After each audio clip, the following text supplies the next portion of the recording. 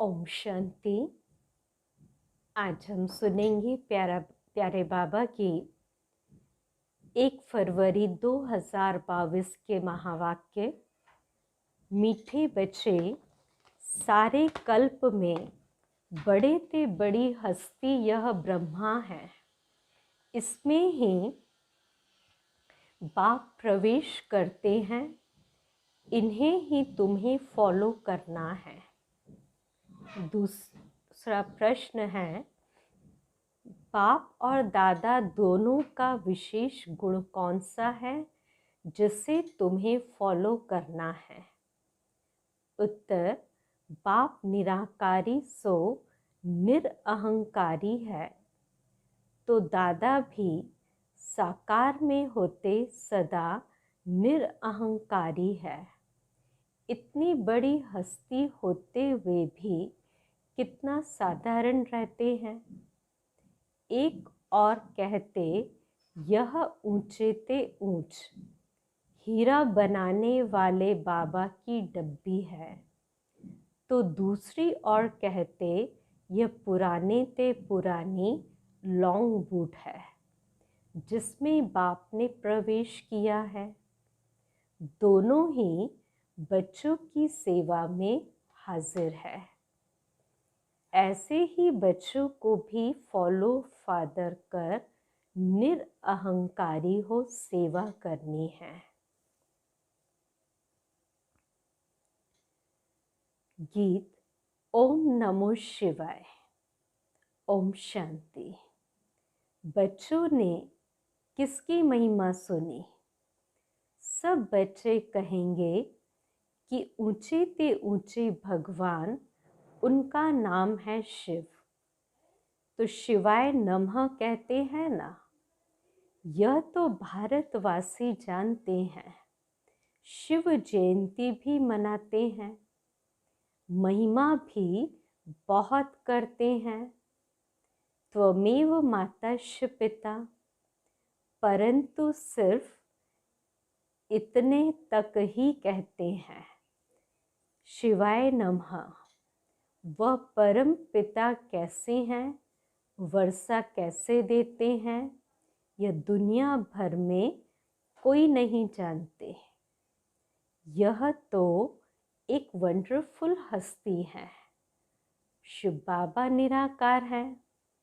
जब तक शिव बाबा को शरीर न मिले तो शिव बाबा क्या करेंगे?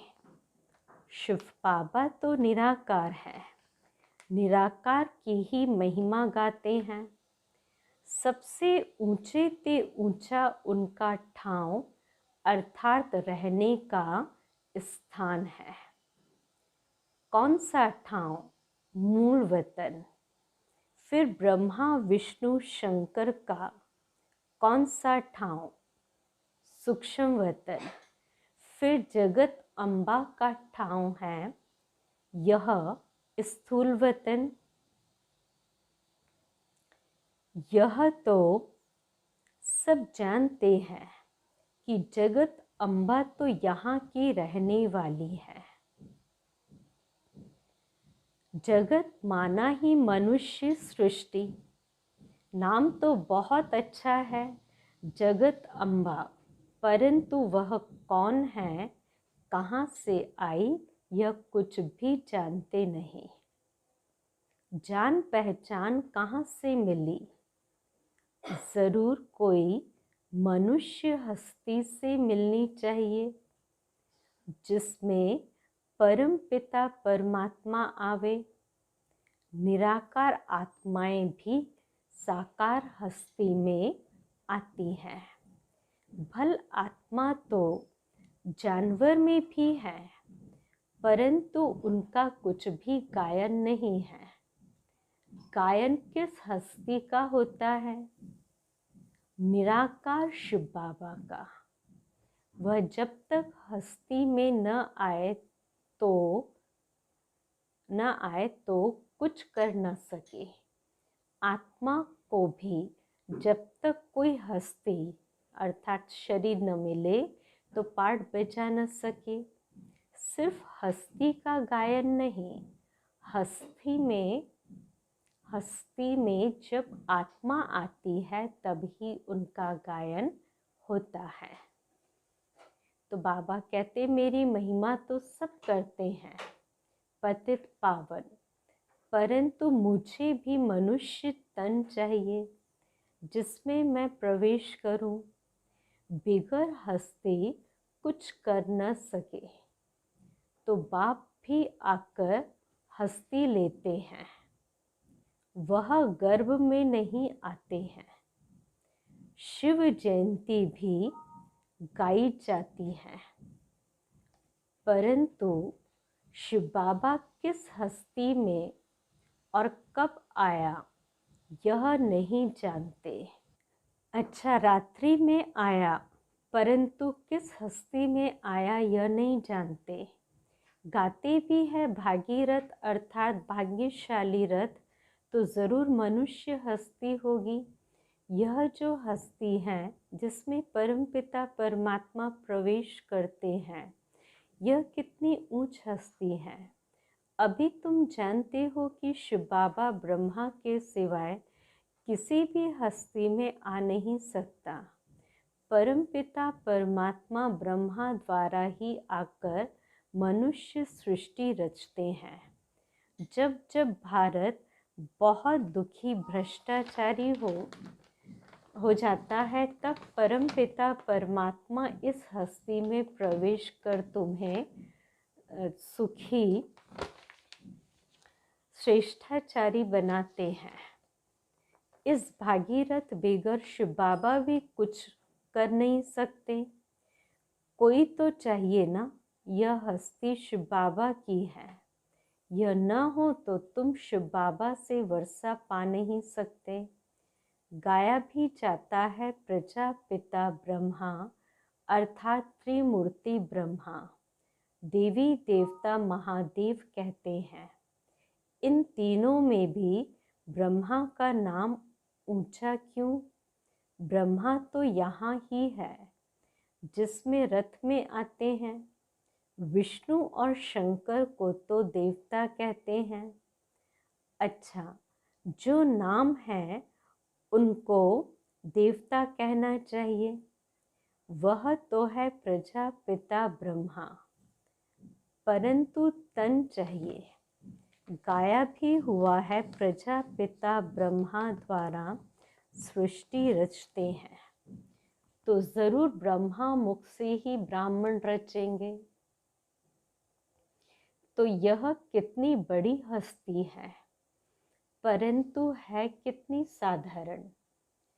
इतनी बड़ी हस्ती, इनका रहन सहन देखो कितना साधारण, कितनी निरअहंकारी। अभी आकर तुम्हारी सेवा में उपस्थित हुआ है।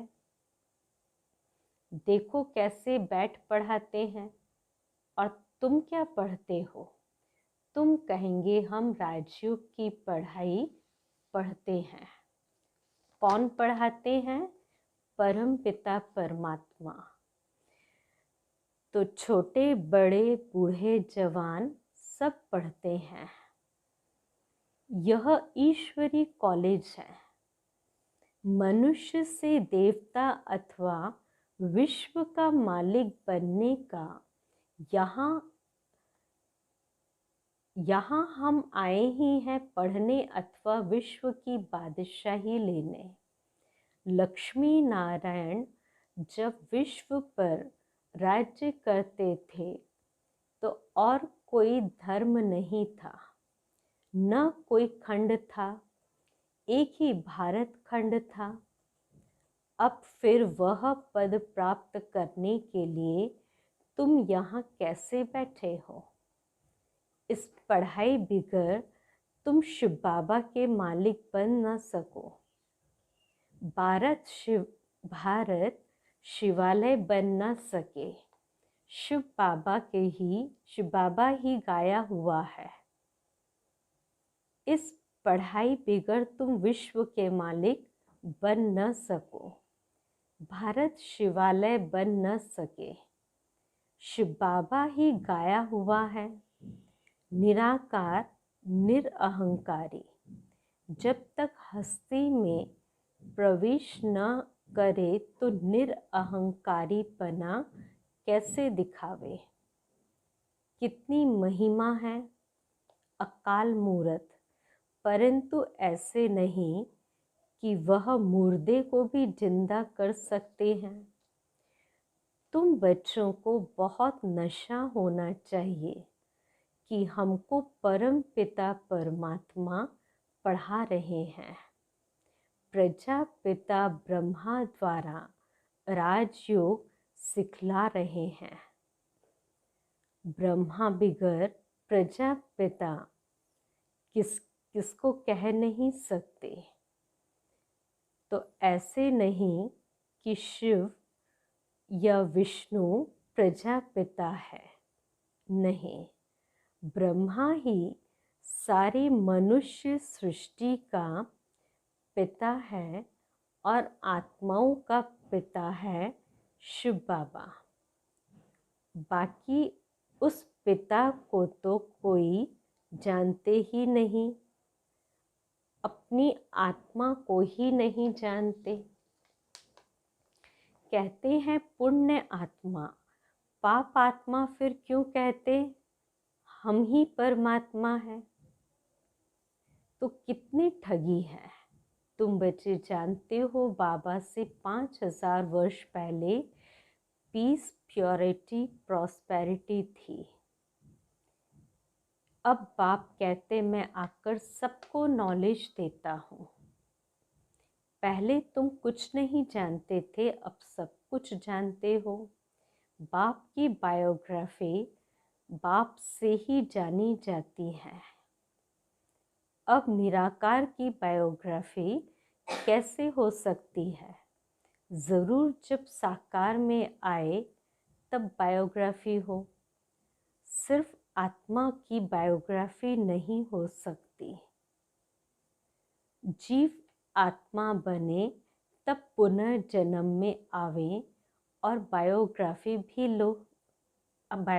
भी हो। वे लोग कहते हैं 84 लाख योनियां हैं और बाप कहते हैं 84 लाख जन्म थोड़े ही होते हैं। यह सब गपोड़े हैं। तो बाप खुद कहते हैं कि मैं ब्रह्मा के तन में आकर तुमको वेदों का सार समझाता हूँ, साथ साथ राजयोग सिखलाता हूँ और रचयिता रचना के आदि मध्य अंत का राज भी समझाता हूँ। जब पहले पहले बड़े बड़े ऋषि मुनि ही नहीं जानते थे तो उन्हों की औलाद फिर कैसे जान सकती है। तो देखो बड़े ते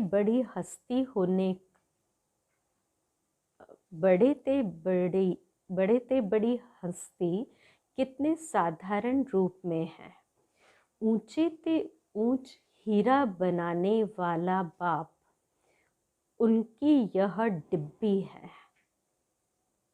बड़ी हस्ती कितने साधारण रूप में है। ऊंचे ते ऊंच हीरा बनाने वाला बाप है, उनकी यह डिब्बी है। रथ कहो, पुरानी जुती कहो, सबसे पुरानी जुती यह है। कौन? ब्रह्मा बाप के लिए कहते बाबा सबसे पुरानी, अर्थात पूरे 84 जन्म 5000 वर्ष लिया। पहले पहले जब आत्मा आती है तो बिल्कुल नंबर 1 श्री नारायण को नंबर 1 रखेंगे। श्री लक्ष्मी भी प्लस में है, उन्होंने भी पुनर्जन्म लिए। तो पहले सूर्यवंशी फिर चंद्रवंशी में ऐसे जन्म लेते 84 का हिसाब चाहिए ना। 84 लाख का हिसाब तो कोई बता न सके। 84 लाख जन्मों के कारण फिर कल्प की आयु भी लाखों वर्ष लिख दी है। अगर लाखों वर्ष होते तो भारतवासी हिंदू बहुत होते, परंतु यह तो संख्या और ही कम है। भारत का देवी देवता धर्म समझो प्रलोभ हो गया है। कोई भी अपने को देवता नहीं कह सकते, क्योंकि देवता तो सर्वगुण संपन्न थे, वह अब है नहीं। रावण राज्य है ना, न कि राम राज्य। दुनिया वाले न राम की न रावण की बायोग्राफी को जानते हैं। दिन प्रतिदिन रावण की पाग बढ़ती जा रही है। बाबा कह रहे हैं कि दिन प्रतिदिन रावण की पाग बढ़ती जाती है, अर्थात दुनिया पतित होती जाती है। 16 कला से गिरते गिरते अब 9 कला। सब कहते मुझ निर्गुण हारे में कोई गुण नहीं। आप ही तरस करो तो हम सर्वगुण संपन्न 16 कला संपूर्ण बने। भारत पहले परिस्तान था, कहने मात्र तो कहते हैं, परंतु सृष्टि चक्र को कुछ जानते नहीं। बाप कहते हैं तुम्हारा साथ, बाबा कहते हैं तुमको माया ने तुच्छ बुद्धि बना दिया है, परंतु अपना घमंड कितना है। तो बच्चों को बाप कहते मीठे बच्चे, तुम राम को याद करो तो माला में पिरोने के लायक बन जाएंगे। रुद्र माला होती है विष्णु माला। भक्त माला में भक्तों की माला होती है। यह रुद्र माला फिर विष्णु माला में पिरोनी है, यानी विष्णु के राज्य में जाते हैं। कितना ऊंचा ज्ञान है। सन्यासी भी 2 प्रकार का है। वह है हठ योग सन्यास, यह है बाबा कहते वह है हठ योग सन्यास। कर्म सन्यास तो कभी हो नहीं सकता। क्यों? क्योंकि कर्म बिगड़ तो मनुष्य रह नहीं सकते। प्राणायाम चढ़ाकर बैठ जाए, फिर भी कर्म तो करेंगे ना। अनेक प्रकार से प्रैक्टिस करते हैं। वह कोई राजयोग नहीं है। हद का सन्यास हठ योग सन्यास, वह भी भारत का धर्म है पवित्रता का, परंतु देवी देवताओं जितना पवित्र और कोई धर्म हो नहीं सकता। वहाँ कोई सन्यास नहीं करना पड़ता, क्योंकि आत्मा पवित्र है तो उनको शरीर भी पवित्र मिलता है। आत्मा में ही खाद पड़ती है।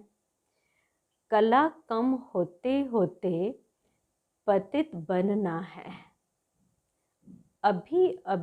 अभी सभी आत्माएं आयरन एज में हैं, सब सांवरे हैं। आत्मा जब पवित्र थी तो गोरी थी। अभी आत्मा अपवित्र है तो शरीर भी अपवित्र काले हैं। गाया भी जाता है श्याम सुंदर। कृष्ण का चित्र भी काला और गोरा बनाते हैं। तो अभी तुम सभी श्याम सुंदर हो। पहले भारत गोल्डन एजेड था, अब आयरन एजेड है। अब फिर बाबा ज्ञान चिता पर बिठाए गोरा बनाते हैं।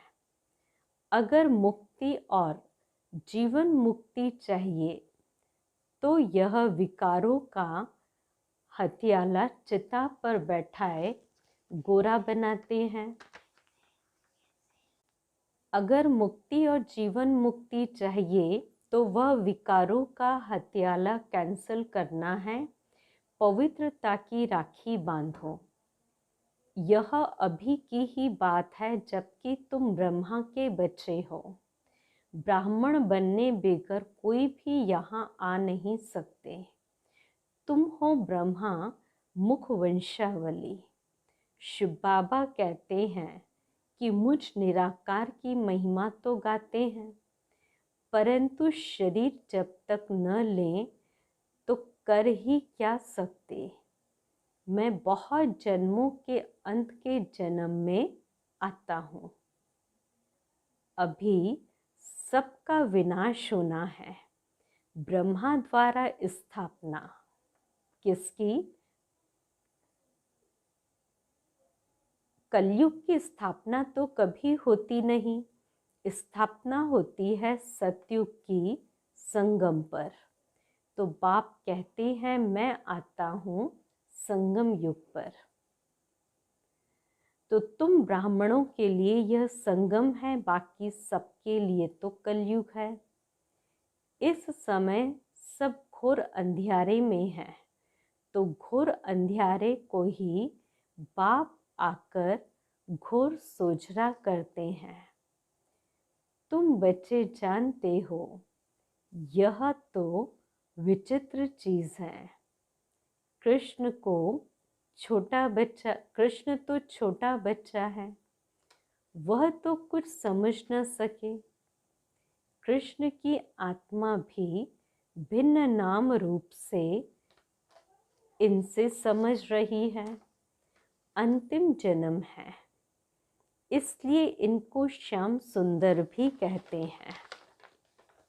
अच्छा, मीठे मीठे सिकिलदे बच्चों प्रति माता पिता बाप दादा का याद प्यार और गुड मॉर्निंग।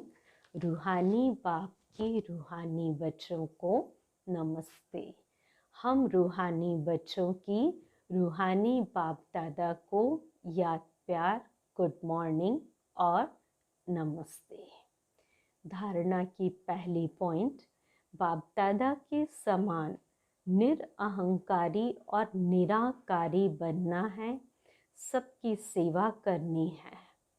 दूसरी पॉइंट, मुक्ति जीवन मुक्ति के लिए पवित्रता की राखी बांधनी है, ज्ञान चिता पर बैठना है। आज का वरदान, पावरफुल ब्रेक द्वारा सेकंड में व्यक्त भाव से परे होने वाले अव्यक्त फरिश्ता व अशरीरी भव। चारों ओर आवाज का वायुमंडल हो, लेकिन आप एक सेकंड में फुल स्टॉप लगाकर व्यक्त भाव से परे हो जाओ, एकदम ब्रेक लग जाए, तब कहेंगे अव्यक्त फरिश्ता व अशरीरी। तो अभी इस अभ्यास की बहुत आवश्यकता है, क्योंकि अचानक प्रकृति की आपदाएं आनी है। उस समय बुद्धि और कहाँ भी नहीं जाए, बस बाप और मैं। बुद्धि को जहाँ लगाना चाहे वहाँ लग जाए। इसके लिए समाने की और समेटने की शक्ति चाहिए, तब उड़ती कला में जा सकेंगे। स्लोगन, खुशी की खुराक खाते रहो तो मन और बुद्धि शक्तिशाली बन जाएगी। बाबा ने कहा खुशी की खुराक, इसको अगर खाते रहेंगे तो मन बुद्धि शक्तिशाली बन जाएगी। मातेश्वरी जी के अनमोल महावाक्य, दुनिया में अनेक प्रकार की मत से परमात्मा की श्रेष्ठ मत। इस दुनिया में 3 प्रकार की मत है। एक है मनमत, दूसरी है गुरु मत और तीसरी है शास्त्र मत। अब इस दुनिया में तीन प्रकार की मत है। तो एक है मनमत, दूसरी है गुरु मत, तीसरी है शास्त्र मत। अब विचार की बात है, विचार की बात है, मन मत, गुरु मत और शास्त्र मत सभी आत्माओं की मत ठहरी ना, देवता मत ठहरी। सभी आत्माओं की मत ठहरी ना, देवता मत ठहरी न पर